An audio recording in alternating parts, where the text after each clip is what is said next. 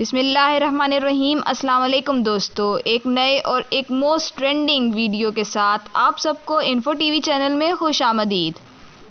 تو دوستو، جیسا کہ آج کل آپ لوگوں نے سوشل میڈیا پر ایک وائرل ویڈیو دیکھی ہی ہوگی جو آج کل ایک ٹاپ ٹرینڈنگ ٹاپک بنا ہوا ہے، تو آج ہم اسی کے بارے میں ڈسکس کریں گے اور آپ کو کچھ ایسے حقائق سے بھی آگاہ کریں گے جو یقیناً آپ سب جاننا چاہتے ہیں۔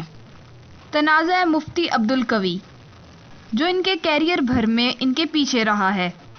اگر ہم کچھ سال قبل ایک واقعے کا ذکر کریں، قندیل بلوچ کیس میں بھی انہوں نے بہت رسوائی حاصل کی، جس کی وجہ سے ان کو گرفتار بھی کیا گیا تھا۔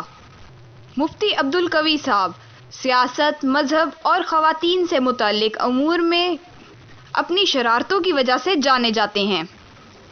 قوی کا ٹریک ریکارڈ ابھی اچھی طرح بیان نہیں ہوا۔ انہوں نے 2015 میں ٹیلی ویژن کے ایک پروگرام میں ٹرانسجینڈر الماس بابی کے ساتھ چھیڑ چھاڑ کی تھی اور ایک خاتون رپورٹر نے اس سال کے شروع میں ان پر جنسی ہراسانی کا الزام عائد کیا تھا۔ اداکارہ وینا کے ساتھ بھی ان کی نمائش کرنے والے ایک ٹی وی پروگرام کو بھی بہت زیادہ تشہیر ملی۔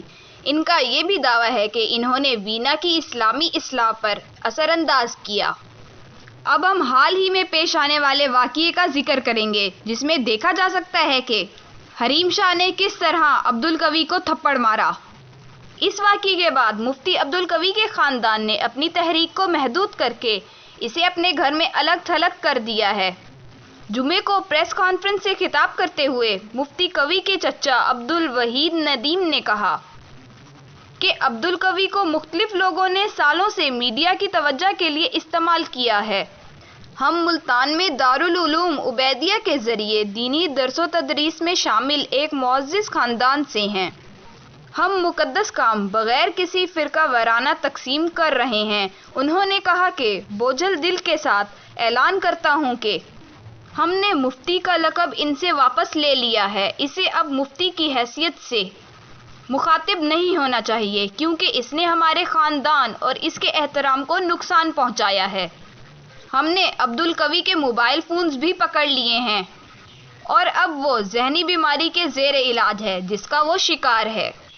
عالم کے ایک ذاتی معالج ڈاکٹر حافظ عبدالکبیر نے کہا کہ قوی کے خیالات اس کے اختیار میں نہیں تھے، اب ہم اسے عوامی نظروں سے دور رکھنے کی کوشش کر رہے ہیں۔